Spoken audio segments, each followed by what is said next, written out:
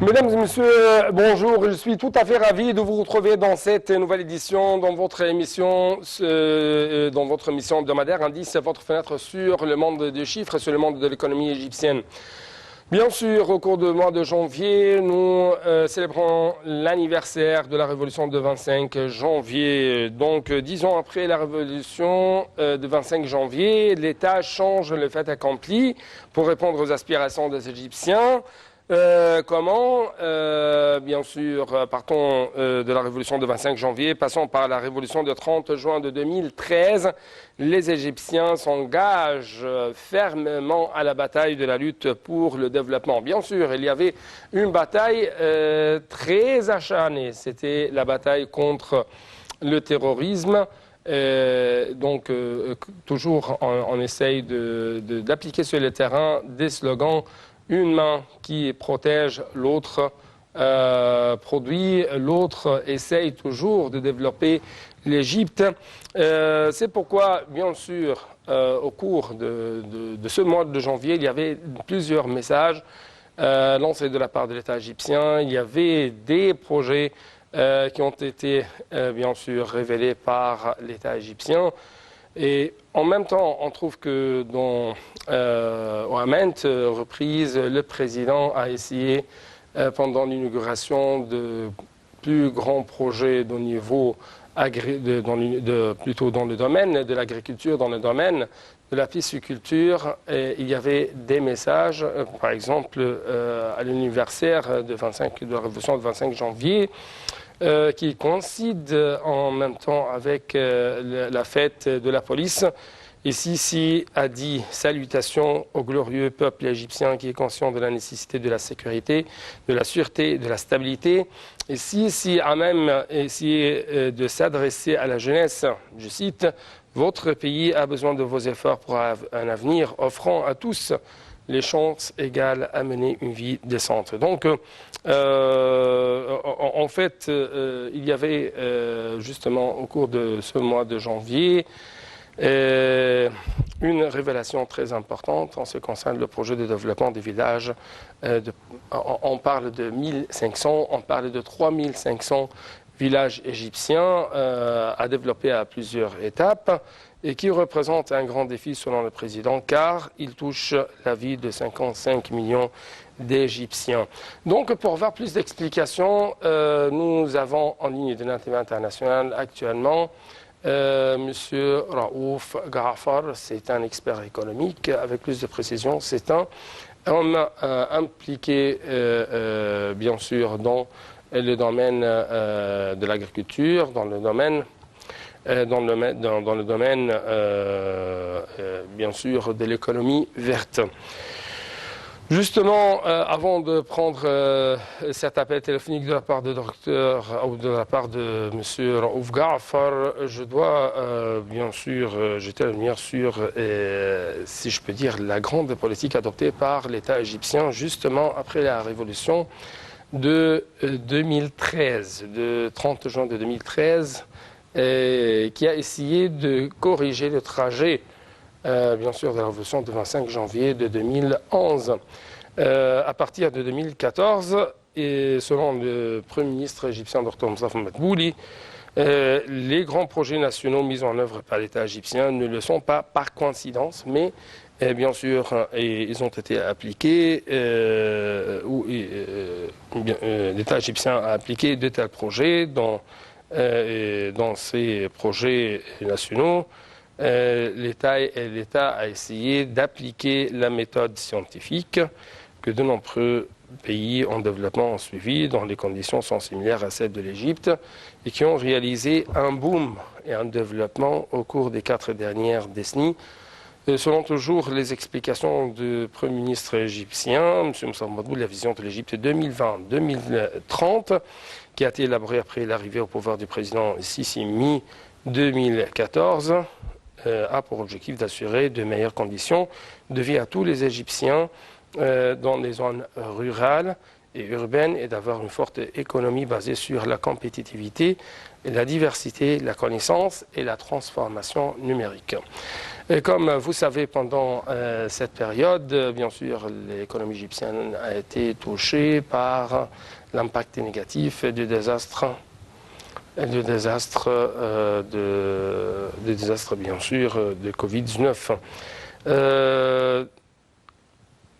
Donc, on va bien sûr vous proposer pendant les prochaines minutes et les dimensions, comme vous trouvez les dimensions bien sûr de plusieurs projets nationaux à dimension stratégique, comme si je peux dire le projet d'Al-Fayrouz, le projet de la pisciculture Al-Fayrouz, qui est considéré comme un projet national très considérable au niveau de la sécurité alimentaire. Bien sûr, le président Abdel Fattah al-Sisi a assisté durant le mois de janvier à une cérémonie inaugurale du méga-projet de pisciculture Al-Fayrouz dans le gouvernorat de Port Saïd. Ce gigantesque projet représente en fait une valeur ajoutée considérable pour le développement de la zone économique du canal de Suez et la péninsule du Sinaï via la mise en place de nouvelles agglomérations industrielles urbaines et la création de 10 000 emplois directs et indirects dans plusieurs spécialisations. Le chef de l'État a inauguré en fait par visioconférence notre projet de production de marbre, de granit dans les villes de Ras Sedr, d'Ain Sokhna, en plus de projets d'industrie laitière et de richesse animale dans les villes de Noubaria et le Fayoum. Ici a souligné en fait l'importance de mobiliser tous les efforts de l'État et des citoyens pour changer au mieux la situation dans les villages égyptiens. Dans une intervention à l'inauguration du projet piscicole d'Al-Fayrouz dans le gouvernorat de Port Saïd, le président a affirmé que le projet de développement de 1500 villages était la première étape du projet de développement des villages faisant état de l'inscription de chefs-lieux anti-initiative de développement qui s'étendra à tous les villages de la République. Donc, pour avoir une sorte de lecture de la philosophie de la politique socio-économique adoptée par l'État égyptien dans cette restructuration de l'économie égyptienne, nous avons en ligne de l'interview internationale M. Raouf Ghaffar, un expert économique et même politique. M. Raouf Ghaffar, bonjour. Bonjour. Donc, 10 ans après la révolution du 25 janvier, l'État change de plus en plus les faits accomplis, la réalité pour répondre aux aspirations des Égyptiens. Donc, comment vous pouvez nous donner un peu plus d'explications? Nous avons vu pendant les dernières années que l'effort du gouvernement et du président était visé vers les projets d'infrastructure pour l'amélioration de l'économie égyptienne en général et pour paver le chemin pour les investisseurs et pour le développement économique, que ce soit durable ou non. Et après ce commencement, maintenant, pour viser vers le citoyen égyptien et comment améliorer le style et le niveau de vie des Égyptiens. Et c'est pour ça que le président et l'administration a lancé des nouvelles initiatives pour développer les villages qui sont un peu plus pauvres, disons, pour essayer d'encourager l'établissement d'industries moyennes et petites et micro, pour justement essayer de changer un peu la vie du citoyen égyptien pour le meilleur. Oui, oui.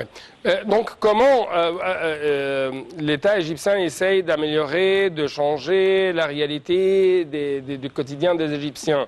Bien sûr, il y avait des initiatives, comme vous venez de nous dire, des initiatives comme Vie décente, des initiatives visant à, si je puis dire, bâtir de nouveaux logements aux Égyptiens, à même éliminer les zones à haut risque.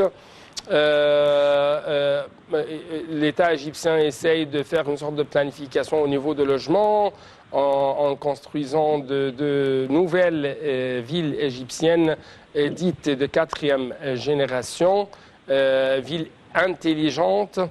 Et en même temps, comme vous venez de nous dire, il y a ce projet de comment restructurer la campagne égyptienne. Est-ce que vous pouvez nous donner un peu plus d'explications?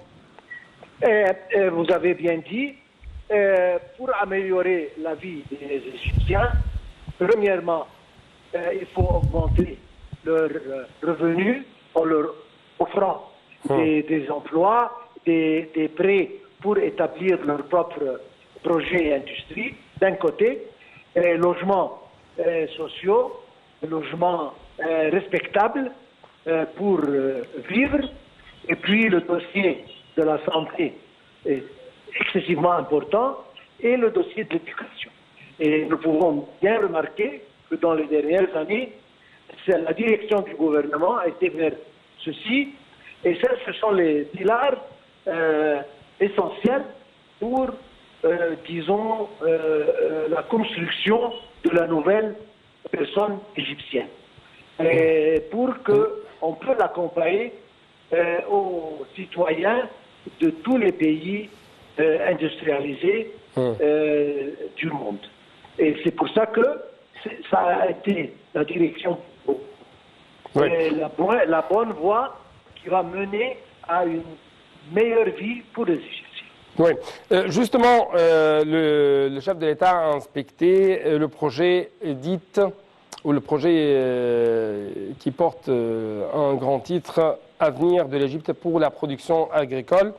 Bien sûr, le président a inspecté ce projet qui vise la bonification de 500 000 faisans sur l'extension de l'axe d'Aba nord-ouest du pays. Donc, d'après vous, quelle est l'importance de ce projet du point de vue socio-économique, du point de vue sécurité alimentaire? Projet excessivement ambitieux et quelque chose de vraiment grandiose. Parce que la quantité, nous parlons de 500 millions, de 500 000 faisans pour bonifier, ça ce n'est pas, on rigole pas là-dedans. Ça c'est un projet colossal. Comme je viens de dire, ça va offrir non seulement des emplois à n'en plus finir aux Égyptiens, mais ça va augmenter la production agricole et agricole en Égypte, premièrement pour essayer d'arriver à l'autosuffisance pour les produits essentiels pour les Égyptiens et exporter non seulement les produits agricoles, mais établir des industries pour essayer de transformer ce genre de produits agricoles en produits disons, fabriqués ou même fabriqués pour augmenter les exportations. Et c'était pour ça qu'on a choisi le placement de ce projet dans un endroit qui soit près des aéroports, qui soit joint par des réseaux routiers qui mènent aux centres d'exportation, etc. Ça, c'est un projet excessivement important, un projet colossal et vital pour l'avenir des Égyptiens. Oui, à quel point vous partagez ce même point de vue qui dit que ce projet vise à assurer des produits agricoles de qualité à des prix abordables afin de combler le fossé sur le marché local entre la production et l'importation, et donc en même temps contribuer à assurer les devises étrangères. Donc, Absolument. Absolument. Nous savons tous que l'Égypte, malheureusement, dû à des raisons qui sont complètement hors main, comme Covid-19, etc., nous avons déjà perdu beaucoup de sources de devises étrangères, tourisme, etc. Alors ça, c'est une alternative excellente pour essayer de compenser l'Égypte de ce genre de devises. Et l'exportation, ça aide certainement l'économie égyptienne, mais en principe, ça encore augmente le revenu des devises étrangères pour compenser un tout petit peu le revenu du tourisme d'un côté, et pour justement augmenter les exportations des produits égyptiens, ce qui se reflète sur la diminution des importations égyptiennes, encore une fois, qui économisent sur le plan de devises étrangères. Oui. Justement, de tels projets représentent un partenariat entre l'État égyptien. Est-ce que vous m'entendez bien? Oui. Oui. Donc, de tels projets représentent un partenariat entre le secteur privé et l'État. À la lumière de ces projets, comment vous trouvez le nouveau rôle joué par l'État égyptien dans le domaine du développement? C'est-à-dire, on essaye plus seulement d'attirer les investissements dans un domaine spécifique, mais plutôt on essaye de diriger ces investissements dans des domaines dont besoin l'Égypte. Et ça, à côté, bien sûr, de ce transfert de know-how, de savoir-faire étranger. Vous voyez, le président, l'administration a dit ça à plusieurs reprises, très clairement, que le secteur privé doit représenter 70 à 75% du développement futur. Et c'est le rôle justement du gouvernement de fournir les bases. Donc, projet infrastructure, nous parlons réseau routier, nous parlons énergie, tout ce qu'il faut pour établir des investissements et des industries.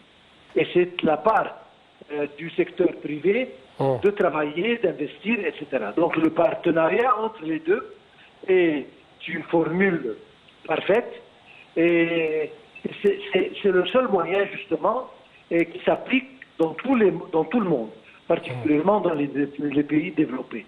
Alors ça, ce n'est pas une invention, mais c'est la bonne voie que le président et le gouvernement ont choisi à prendre pour, justement, créer une économie beaucoup meilleure. Et comme vous l'avez dit, on choisit, je veux ajouter, le genre d'investissement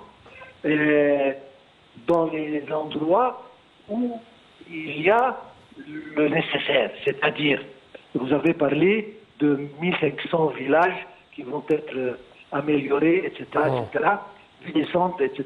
Donc, il y a des gouvernorats qui sont connus, qui sont célèbres par des artisans dans des différents domaines, et le gouvernement va vers eux, il donne le coup de main nécessaire pour qu'ils puissent améliorer leur production de de ces choses, de quoi ils sont célèbres.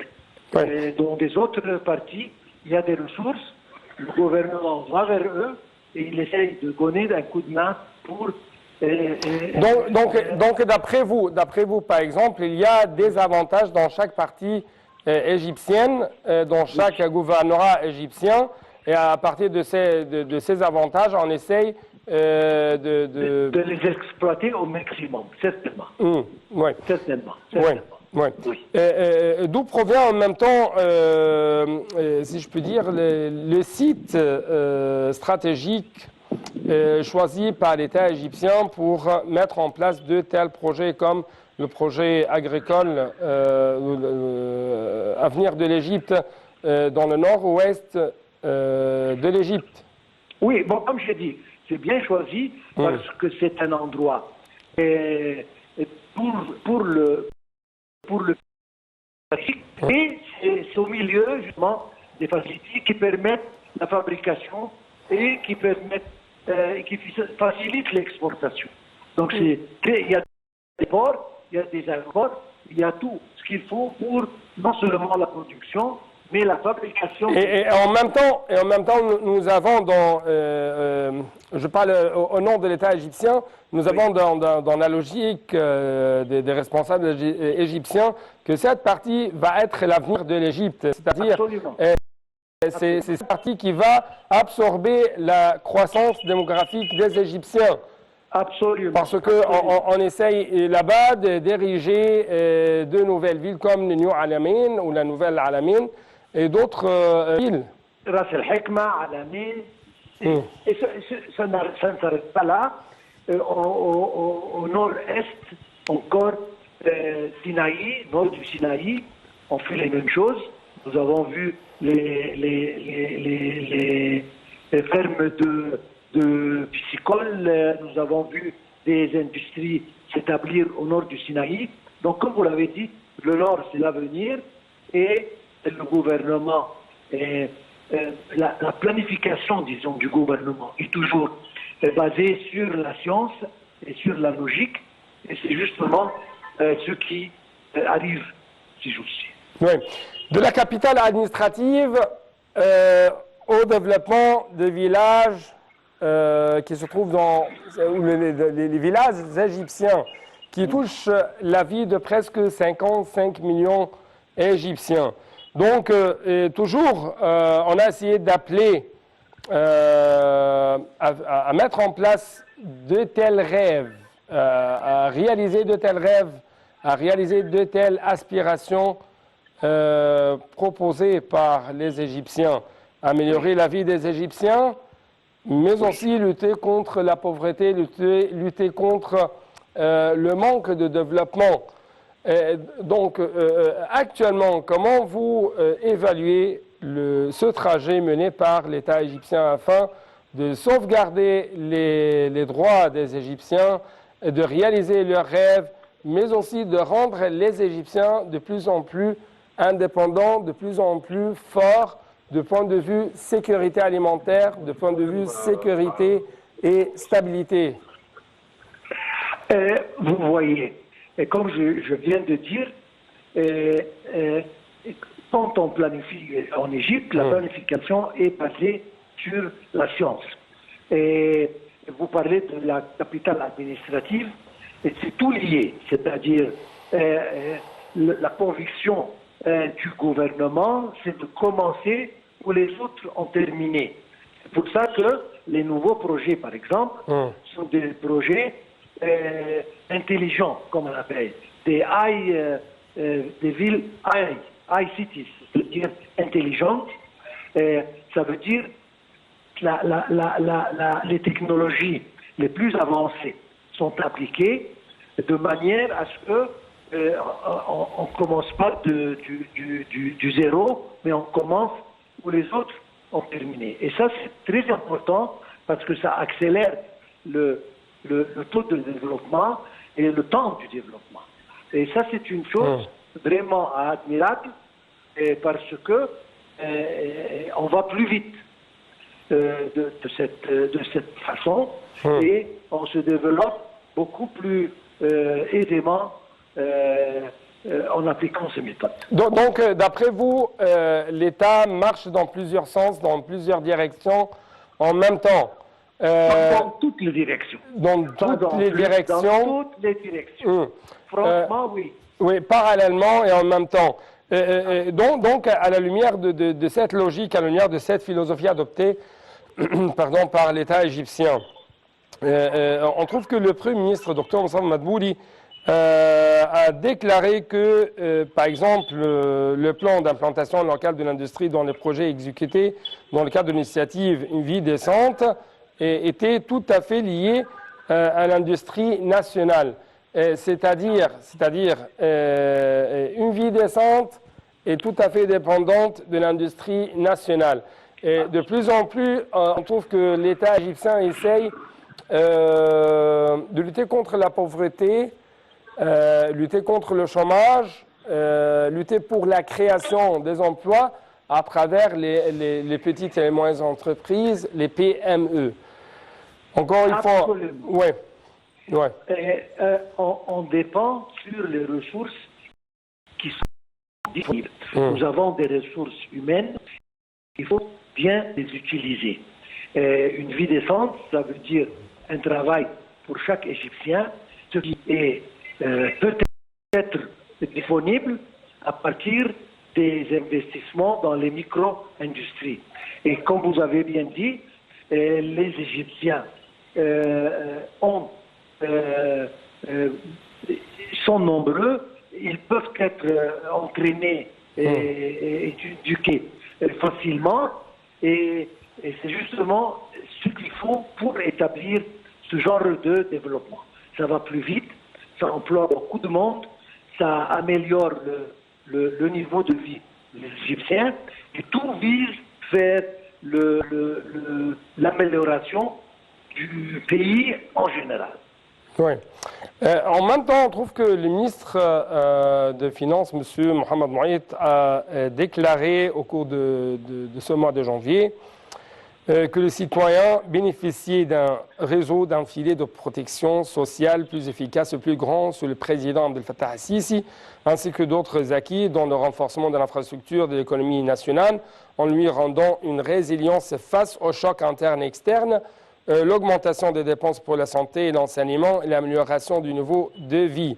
Et là, souligner que toutes les décisions de réforme prises ces dernières années avaient pris en compte la protection sociale des catégories les plus vulnérables et que les chiffres budgétaires de protection sociale de ces catégories durant l'exercice financier en cours reflétaient le recul des taux de pauvreté pour la première fois depuis 20 ans, outre les efforts sans précédent visant à apporter le soutien à ceux qui le méritent en exécution des directives présidentielles.